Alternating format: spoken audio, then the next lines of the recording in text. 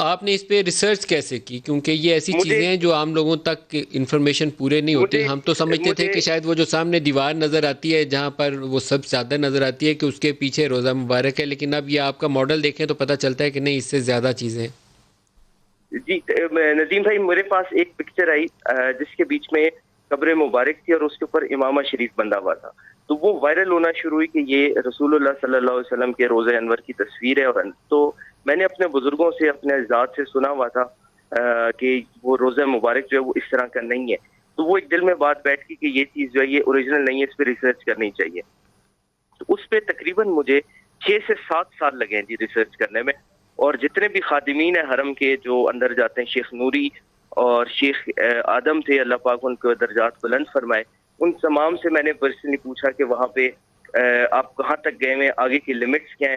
اور کچھ لوگوں کو میں نے کہتے سنا کہ ہم آگے قبر انور تک گئے ہیں اور ہم نے جالیوں سے جا کے آگے اندر گئے ہیں اور وہاں پہ سیڑھیاں ہیں اور ادھر سے ہم نیچے گئے ہیں اور وہاں پہ جا کے ہم نے ڈسٹنگ کی ہے اور ارد گرد کٹہرا مبارک بنا ہوا ہے اور قبر مبارک پہ چادر ہے اور اس طرح. تو یہ ساری کی ساری چیزیں جو تھیں یہ سب میں نے ریسرچ کی، چیک کی. اور پھر ایک بک ہے جو حضرت سمودی رحمۃ اللہ علیہ نے لکھی ہوئی ہے، یہ 888 ہجری ہی کی ہے، اس وقت جب سلطان قطبی نے یہاں پہ حجرہ مبارک کو اثر نو پورا تعمیر اچھا، کی اور اس کے ابھی آپ پیچھے نے قاضی دو صاحب نام کی لیے. دیوار بنائی ہے. جی ابھی آپ نے 2 نام لیے، ان میں سے ایک نام سے پاکستانی لوگ واقف ہوں گے، شیخ نوری جو کی ہولڈر ہیں روزہ رسول کے. اور جب عمران خان بھی اندر گئے یا کوئی اور ہیڈ آف اسٹیٹ جاتا ہے تو وہ جو چابی گھماتے ہوئے ہمیں وہ بھاری بھرکم سی شخصیت ہیں، حال ہی میں پاکستان بھی آئے ہوئے تھے تو مجھے انہیں ملنے کا بھی موقع ملا. تو شیخ آدم ان کے بڑے بھائی، شیخ نوری کے بڑے بھائی شیخ آدم تھے، پہلے وہ کی ہولڈر تھے. یہ اغوات کہلاتے ہیں.